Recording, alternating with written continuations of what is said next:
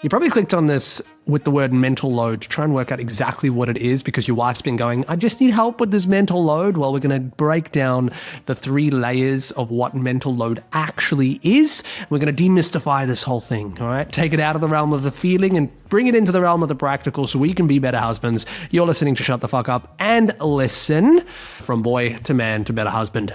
Let's dive in. So, mental load. I hear it all the time. I hear it all the time. Women always say, I need help with the mental load. I need help with the mental load. I need help with the mental load. And there was a guest I had recently on the podcast, Zach Watson, and he spoke about mental load, funnily enough, and he brings up this idea or this thing from a book called Fair Play. And interesting enough, there's this idea about that, which is the 3 layers of a task. The 3 layers of a task. And these are physical, let's say labors, so to speak. They're the 3 labors of a task. And I thought it was so beneficial. And I've actually been using this diagram for my clients in coaching because it helps us actually understand what our wives are thinking about. Now, ironically, this actually really works for men to understand what happens with mental load and what mental load is. For women, they just sort of look at it and go, duh, this is what I've been thinking the whole time. And I believe this is, women inherently are a lot more feeling based.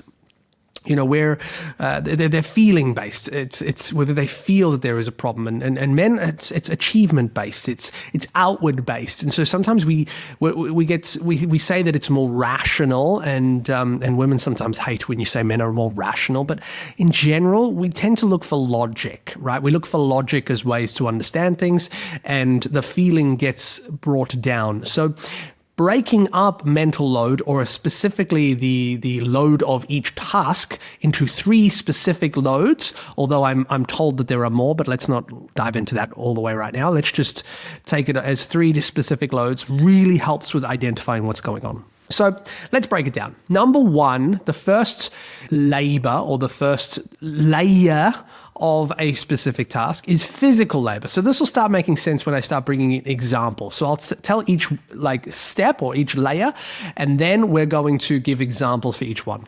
So let's imagine the task of doing the dishes. All of us, every single man, I believe, knows the first layer of any kind of labor or any mental load. We understand the first layer very well, which is the physical labor of doing a task. So if we talk about doing the dishes, the physical labor of doing the task is quite literally going and doing the fucking dishes. We know it. We know it very well. It's very intrinsically, in actual fact, that's almost the only thing that we see. We're just like, we go do dish done, good. We did task. Okay, we think that's done. So we actually got the first layer down. We actually, in general, even when wives ask you to go do the dishes, you do the dishes, and then your wife gets annoyed because she feels like she's done too much in that, then we go, what the hell are you talking about? I did the dishes, you didn't. Why are you upset? We're going to find out that in the next couple of layers going in, but that's the physical layer, the doing of the task. Kids being taken to school, you pick up the kid, put it in a car, take the kid in the car to the school. That's the physical labor of doing a task. Great. We understand the first layer, right? I think the first layer is the simplest. It's easy to understand. If I've lost you already, then fuck, your wife's in for a ride. All right, let's move on to the second layer because this is where things get interesting. To every task, not only is there a physical component to it, but there is a mental component to it. And this side is called mental labor. Okay, this is where the mental load comes in. And no, there's not only 2. There's actually another layer in there as well, which we're going to talk about coming up. But fine, let's talk about the mental labor. And I'm going to give you 2 examples for this. All right, I'm going to give you I'll give you a few examples to show you where mental labor comes in, because this is where I believe we can have a huge bunch of mileage as men if we just start understanding the mental labor here. We'll have a lot of mileage. So, for example, mental labor. We jump in and let's go with the dishes again. We've done the dishes. And then next week, Saturday, the dishes, each day actually, funnily enough, the dishes are still not done. And your wife has to ask you all the time to go and do the dishes. The fact that she has to ask you, because if she didn't ask you, the dishes would not get done, means that there is some kind of mental managerial labor that goes into this task. So I'll say that again. If you're doing the dishes, that's the physical labor. But if you have to get asked to do the dishes because the dishes are not being done, that starts creeping into mental labor, because she has to be a manager for you in order to get it done. And now let's extrapolate that out. We understand this when we're talking about business, right? We really, as men, we understand this in business context, but we don't understand this in the home. So I know, like, I have a couple of video editors, and I used to run a social media agency. And whenever I would hire a new video editor, and sometimes, I didn't have my SOPs or like standard operating procedures in place, and I would just say to the editor, can you just edit this video up? But then, and I said, make sure you look at our other videos to see what needs to be done in the style for this client. And he would look at the other videos, and then he would produce a video, and the video would not have the standard like CTAs or call to actions or the standard things at the end of them that needed to happen within the client for the clients. And I was like, did you just watch that video? I have to tell you to put that CTA in, put the CTA in. He's like, oh yeah, okay, I'll do that. So he put the CTA in. And then the next time he gave me a video, he gave it to me without the CTA. And I was like, look, I told you every time we do a video, we have to put that CTA in. He's like, oh, yeah, I forgot. I'll do that now. And then every time I had to keep reminding him to put the fucking CTA in. And half the time when he would deliver, I was really busy and I was like, fuck it, I'll do it myself. And I would just jump in there and put the CTA on. And then he got annoyed because I was doing his job. And I was like, well, dude, I have to ask you to do your job. You were supposed to make it easier for me. And once we had the first mistake, right, I asked you nicely, can you put a CTA? The second time, I wasn't that nice. The third time, you were fucking fired. Gone. Because you're making my life harder. That's not what the whole point of this. Now, let's come back to your relationship here. When we're doing things in the household, there is this societal belief that, oh, it's just her job and I'm going to help her with it. It's not. It's your household. It's your household. Now, you might also have an objection that you might hit me with right now. It's like, well, she has a different level of cleanliness. Well, and you just don't mind if the preference is you don't mind. You don't really have a preference. Well, when you have a shared house and shared relationship, you need to actually come up with a shared preference, okay, first and foremost. And once you've got that shared preference, and let me be very clear here, preference beats non-preference. So if you have no preference of how the house should be kept, and your wife has strong preference or preference beats no preference. Okay. The next part of that is if you have some preference and she has big preference, then you meet in the middle, and that middle might be closer to her preference because it's big preference where you have small preference. That becomes the shared ship. And if you have strong preference, she has strong preference, you got to have a meeting about that, initiate that change, and make sure that that is a standard. Now, then you uphold that standard in your house because it is your household, and everyone's different. I'm not saying every man has to do everything and every woman has to do everything. No, this is something that you two come together to do, right? But that's something we'll talk about later. I talk about that coming up in my Better Husband Academy. We talk about shared responsibilities, how you have those conversations, things like that. But here we're just talking about the mental load aspect of it and explaining that to you. So essentially, the mental labor of that you can see is like you've got these shared responsibilities in the shared household. And if dishes is your job and you're not doing them and your wife has to ask you to do them all the time, it's hitting up as mental labor because she has to wonder whether it's actually going to get done or not. And I know it as a businessman, but why did I not know it as a husband? And that's the interesting thing. And I think that comes down to priorities, another thing that I talk about at different times, but it comes down to your priorities and what you think is important. And if you want to have a better marriage, you've got to make things that you weren't priorities to you before. They've got to be priorities to you now because that's what being a husband is. Okay? So that's one aspect of mental labor is actually sort of that managerial, making sure it gets done. But there's also the doing of the task, which is very important as well, and making sure that the task is done well and making sure that the task is actually can be done so that the physical labor can be done. For example, I'll give you a new example. Well, let's stick with the dishes just for a second, and then I'll give you a little quiz. So with the dishes, you might go to do the physical labor of the dishes, but the moment you get there, then you don't have any dish soap, and you don't have any dish soap, so you would have to go buy some dish soap, but to have to go buy some dish soap, it's on a Sunday, and you got to make sure that you can do that in time because you got to have the dishes done, and you can't just go, we just have no dishes done. We got to work out when you can do it, right? That all falls into mental labor as well because that's the mental labor of everything that needs to be done before you can actually do the physical task. All right, and that's all part of labor as well. I used to work as a film director, and all day people used to come to me and ask me questions on a set. And that was the whole job of being a filmmaker. It's just like yes, no questions. Costume designer would come in and say, can this person's dress be yellow? Can this person's eyeliner be blue? I don't know. Like fucking questions all the time. Yes, no questions. And I would finish the day and I would be tired. I would do jack shit. I would sit there, eat and be told, asked questions. And I would just answer yes, no's and why's. But essentially, it made me tired because you do a lot of mental labor and things like that. And if you have a mental labor-induced job, you'll understand what I mean. It does take a lot from your brain. Let me give you an example of something that happened with a client the other day. I want to give you a test with this and see if you understand why. I want to see if you understand why this was a problem. So the client of mine had a wife who told him to go and buy a gift for his daughter. So the daughter had a birthday coming up and she was like, I'm an entrepreneur and I'm also doing the at-home duties a lot. I need you to go sort that gift out. Sort it out. He's like, yes, I got this. And then, so he goes ahead to try and do it. And lo and behold, he gets to go and do the physical labor of the task, which is to go buy it on Amazon. And he gets hit up with all these questions that he's like, oh gosh, we got Black Friday coming up. Do I wait until Black Friday to buy this gift? But if I wait until Black Friday, does that mean it's actually going to arrive in time enough for the daughter's birthday? But also, what does she like? Does she like yellow or green? Or does she like this or that? I don't know. And how big are we prioritizing this? And so he sends her a long text message with all those questions, asking her every single one. And then she gets so pissed off with him, like absolutely irate.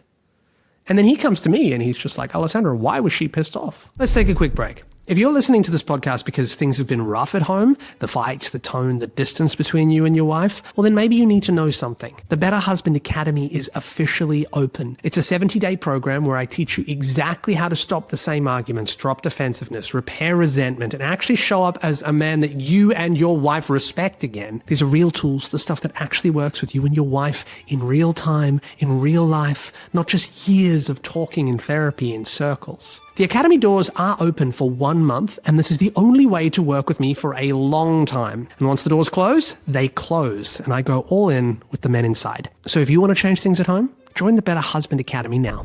I don't get it. I was just asking her some questions, right? I'll give you a little moment here. Why do you think she was pissed off? Why do you think she was pissed off?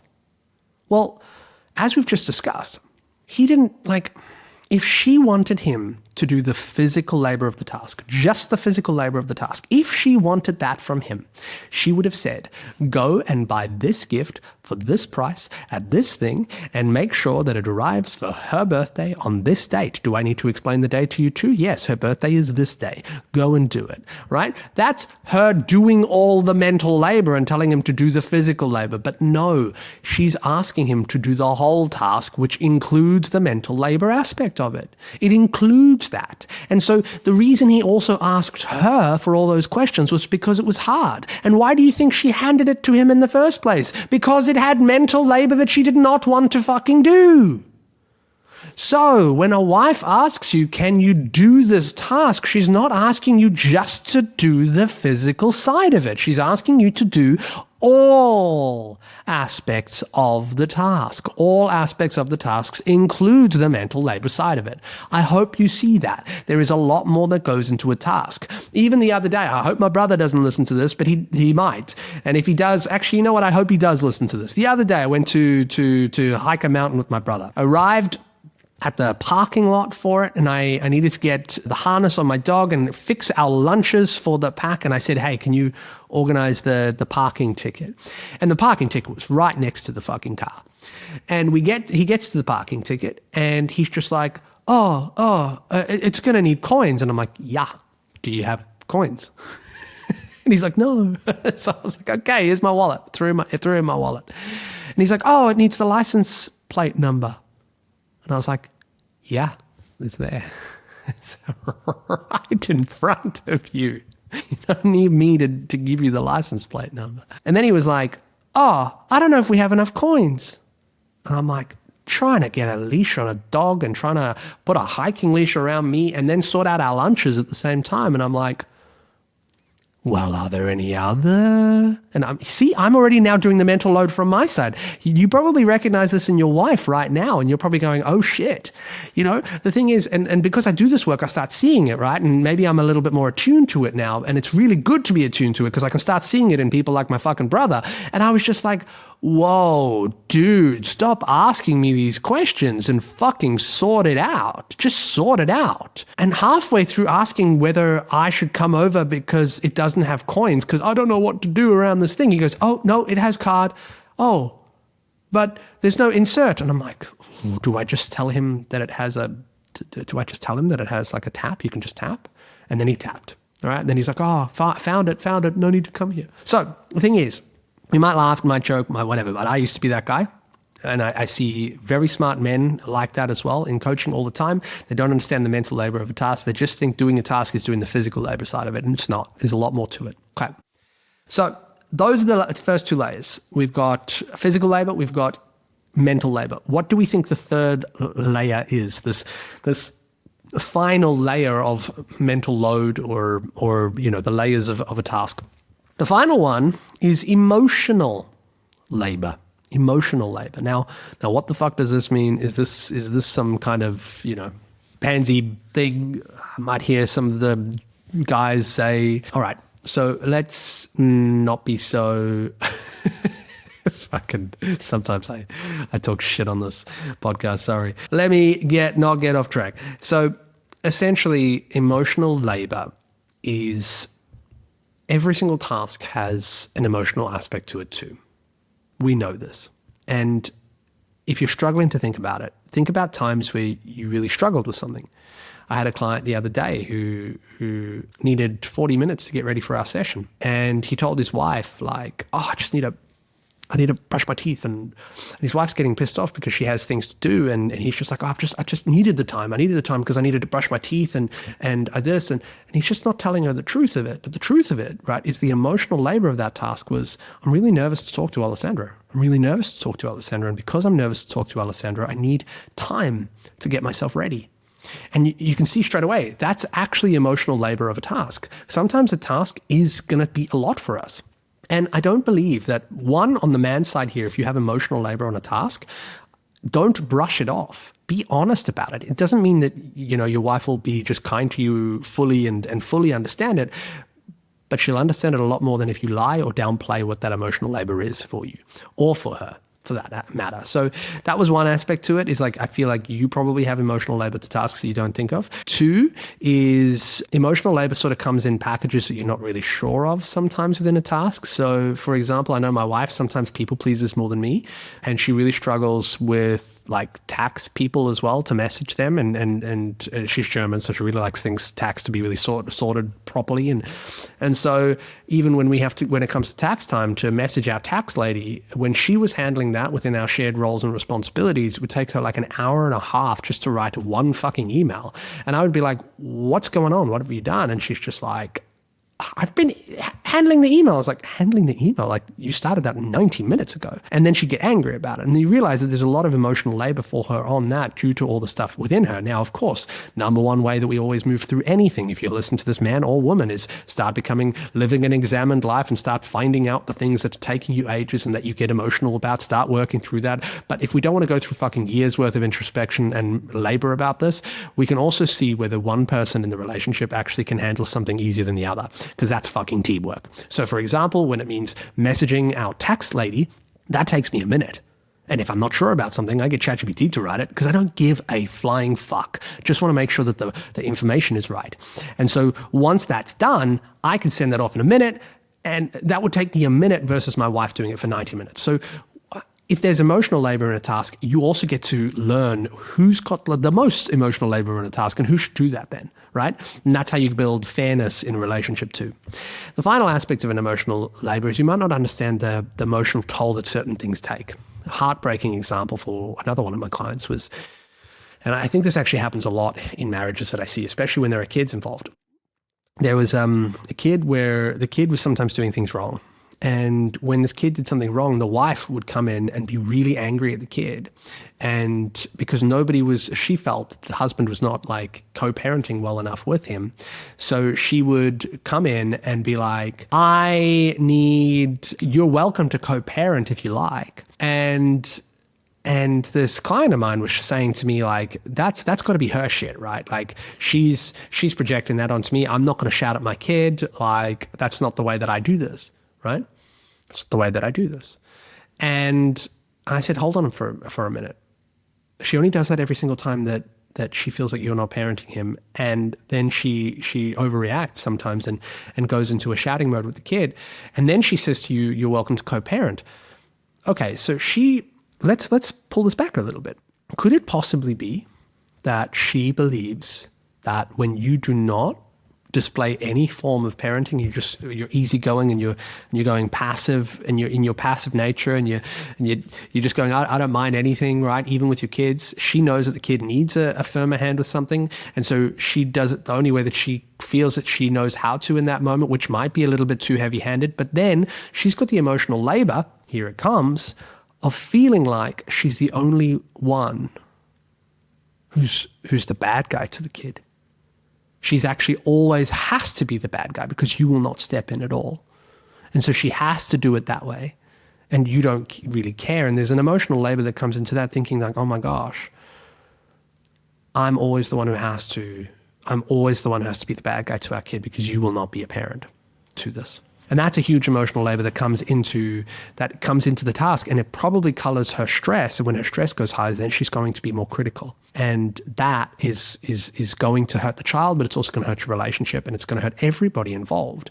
And the answer to that is actually for you as the husband to step in. And it doesn't mean you have to parent in the way that she does. You know, she might be coming from stress and criticism, because that's at a point where when a woman's nervous system is fried and she's genuinely, and then when you put hormones into that, she feels unsafe. And when she feels unsafe, she's going to attack. She's going to feel like she's attacking. And, you know, we might all just go as men, just like, oh, but she should just calm down. But the thing is, it's that passive nature that's really pulling into this. And so the way that we counteract this is you don't have to do the things the same way that she does. A wonderful example is in this sort of situation, is to go, well, okay, let me work out whether that my kid is actually analytical. What's a different way to get him to do his tasks other than shouting at him? Shouting is actually not working right now. So if I were to jump in and parent and actually be in this situation, what I might do is I might say, hey, look, if he is a little bit more analytical, why don't we make a little spreadsheet, and he has to go in and tick off his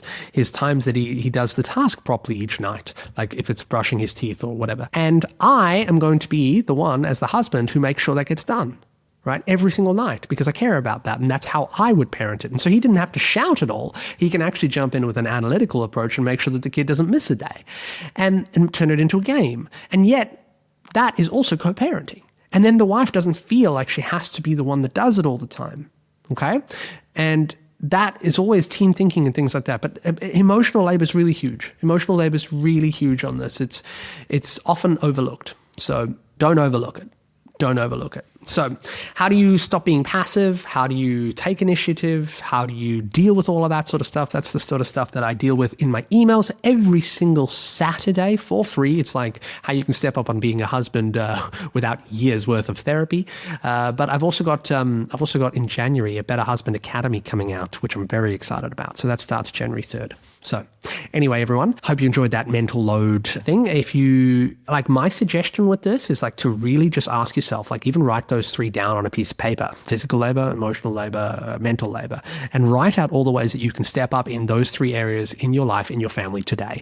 And that will be huge for you. All right, I'll see you next week. That's the episode. That's all I got for you today. I just want you to remember you're not alone in this. Make sure you subscribe to stay connected, of course, and comment your win, because every time a man sees other men winning, they don't feel alone anymore, and I love that. Tools are in the show notes, starting with the Better Husband in 2-minute emails. Let's build this together. I'll see you next week.